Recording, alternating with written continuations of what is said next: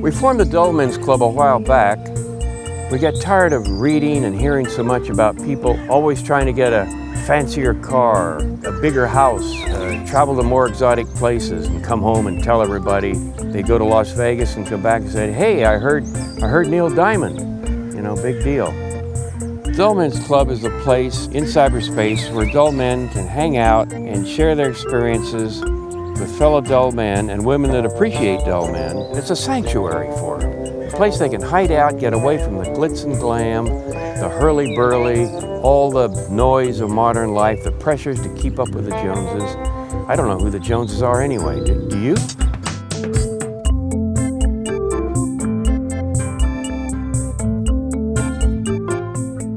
We regard ourselves as dull, but not boring. We're grateful for so many things in our lives. There's the Biscuit Appreciation Society, the Traffic Cone Preservation Society, the Apostrophe Protection Society, the Cloud Appreciation Society. It goes on and on.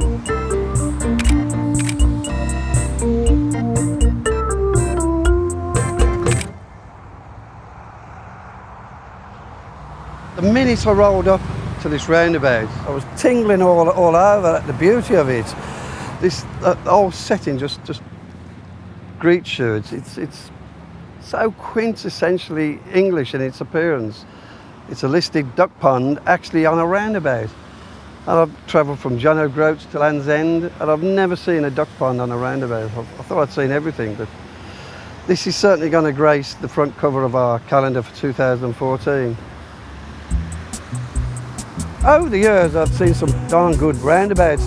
Some people go for picturesque roundabouts, like the one I'm sitting on. We call those titchmarshes, which is an island in full bloom.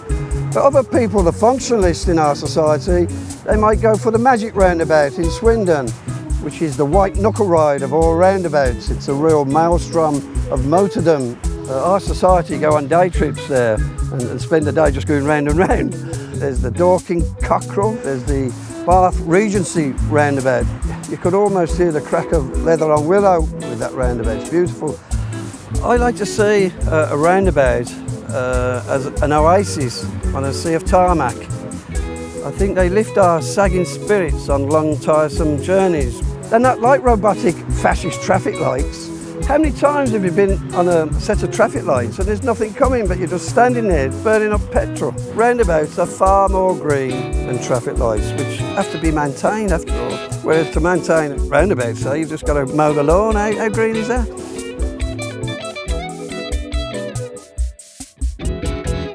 We find there's a lot of joy in just sitting on a park bench, for example, like here in this beautiful park right in the middle of London, to take my time. Time is what keeps everything from happening all at once. But you know, Cleveland Square is not really a square. It's actually a trapezoid. A lot of the squares in London are not squares. Sloane Square is a rectangle. Grosvenor Square is not a square. It's an oval. I think there really should be a renaming of these squares in London. We have a Dull Men of the Year listing every year, and one of the nominees last year was a retired postman living in Malvern in Worcestershire. Wonderful box, absolutely love it. 160 years old, but a rubbish plate, and when it was put on crooked. I like this spot, enjoy it, very quiet. You get 2 boxes for the price of 1. The hobby has become a photographic challenge. I don't think I could ever photograph them all. There are 115,000 take or give of boxes in Royal Mail's collection. I think I've probably done about 2,500. It's become addictive in a way that it takes me to places that I would not normally visit. And one of my dear wife's interests is following a musical show around the country, and we've actually seen it over 80 times now in 40 different theatres, and we've stayed in many, many hotels. And one of the advantages of that is, of course, invariably there is a post box near the hotel. And they come in all shapes and sizes. In Stoke some years ago, 3 boxes right outside the front door. Brilliant. One of the benefits of joining the Letterbox study group is access and use of their database. And with the help of my son, I have been able to get those references into my GPS unit and we've set it that it will give me an alarm, a little ding-a-ling warning when I approach a postbox. I never leave home, or rarely leave home without it. I would try and hunt out the grade A's and the grade B's and try and find them. One can go walking around the side streets in towns and villages, and you meet different people, new people. They're curious as to what one is doing. Sometimes one can get some hoots and laughs from passing vehicles.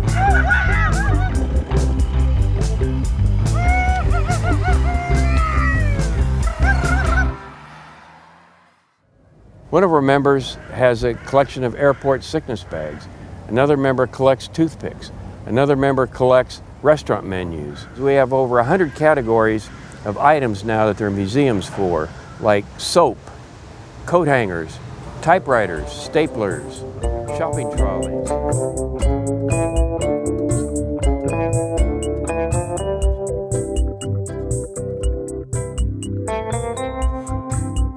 Like all collecting, you've got the dealers, you've got the people who collect for monetary advancement, but there are quite a few of us who are quite dedicated milk bottle collectors who collect them for their own sake.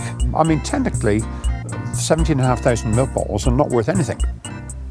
They're just glass, the most common thing on the planet. But to me, they're worth millions because they're my pride and joy. Well, as far as we know, because there's no way of checking, it is the largest collection of British milk bottles overall in the UK.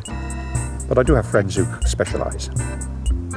It ties up well with holidays, trips abroad. We go to places where you wouldn't imagine people would go. Even Trappist monks from Hong Kong had their own milk in bottles. Somebody rings me up, or I get a tip on there's a dairy closing down, or somebody's found a barn with some milk bottles.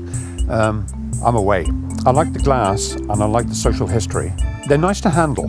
Milk bottles do have a sort of tactile feel to them. This one has got a Union Jack on, and this is just a very nice example where you have the blue and the red, and obviously the milk when it's inside provides the white background.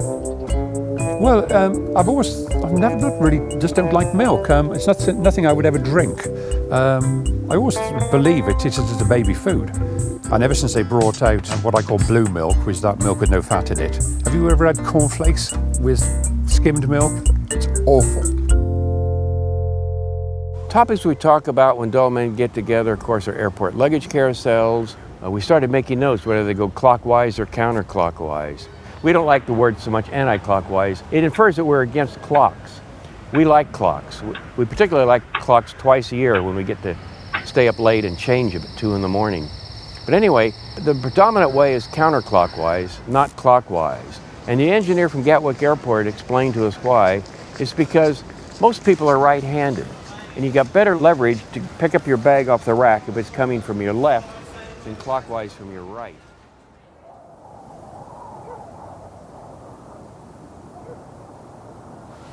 It all started back in around about 1999.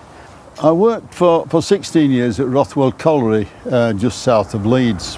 All the buildings had been demolished. It was a derelict site. The reason I got into brick collecting was because I noticed that these bricks were lying about and the names of the brickmakers were there. And that's where the interest started, because none of these brickmakers were still in business. I thought really that it was part of our industrial heritage that's gone by the board. So anyway, when I got them home, by this time I'd picked up maybe about 40 different bricks with different makers, names on.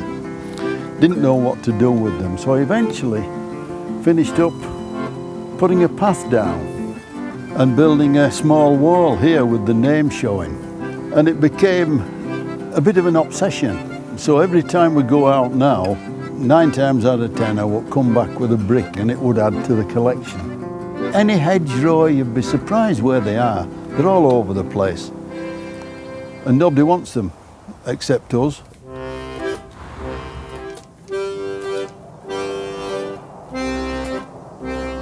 My wife Maureen is a wee bit long-suffering over the brick problem because I put maybe 3 rows of bricks down here. And as I got more and more, I had to extend it. But I was taking up grass. So then I had to go to the wall and build the wall up a wee bit. But that keeps falling down. It was a battleground, yeah, but I won eventually, but I didn't put any more down there. The line's definitely drawn.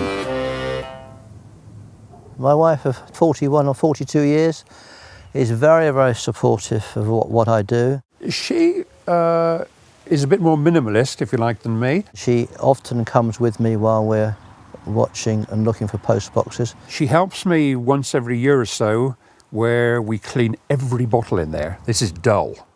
It is not all post boxes, but I am let off the leash every now and again, and she's quite happy for me to go wandering. My ex-wife hated the fact that I was a roundabout spotter, and in the end she left me. But I don't mind that, because I can go out now roundabout spotting whenever I want. I love riding escalators.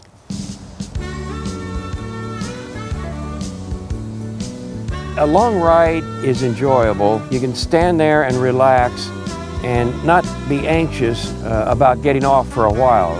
Just stand back there and look at the pictures on each side, the adverts. And a longer ride, the adverts repeat themselves every so often. So if you miss completely reading one at one point, you can just wait till you get a little farther down the escalator and it'll appear again. I quite frankly don't know why people walk on escalators. And if you're going to walk, take the stairs. Leave the escalators alone for us people who just enjoy a pure escalator ride. I just marvel at engineering behind escalators, to think that they're doing the job for us, that I don't have to exert myself to go downstairs or go back upstairs. It's like I'm just floating down into the subway station.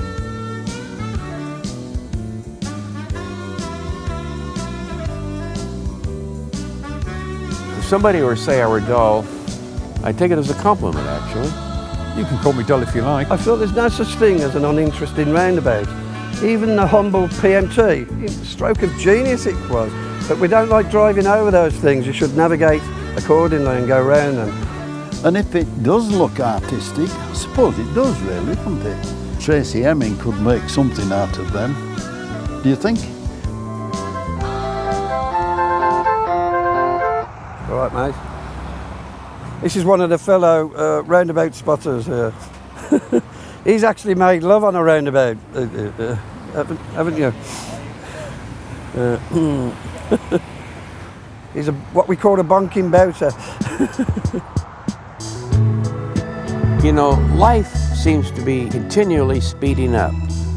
Cars are faster, planes are faster now. The modern world is busy, busy, busy. The thing that illustrates it more to us is the mobile phone. To date, I don't have a mobile phone. They can play music, they can do everything with a simple mobile phone that's about half the size of a brick. Don't need one. I don't walk into telegraph poles. I like to take in as much of where I'm going or what's in front of me as I can. You can take time and reflect on life. Could be an old lamppost, a finger post, a directional sign. We need to just take a step back and just go round the roundabout twice, slowly. There's a lot to be said for being dull. Everything that you're made of lasts longer. It used to get us out, actually. It got you the exercise. If you suffer from a nervous disposition or got heart trouble, it's the perfect hobby for you. It's just to sit back and take in these beautiful pieces of round architecture. People often ask us, is this Dull Men's Club, is it a movement? No, it's not a movement. We like to stay put.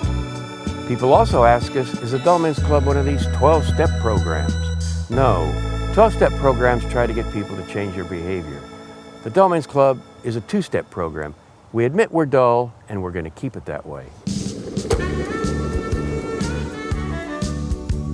Yeah, I'm the type of guy who likes to stay at home. I'm always in one place, and that's my front room.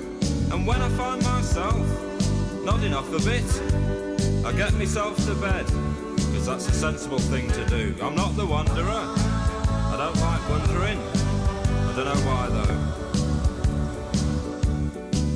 Yes, I'm the wanderer.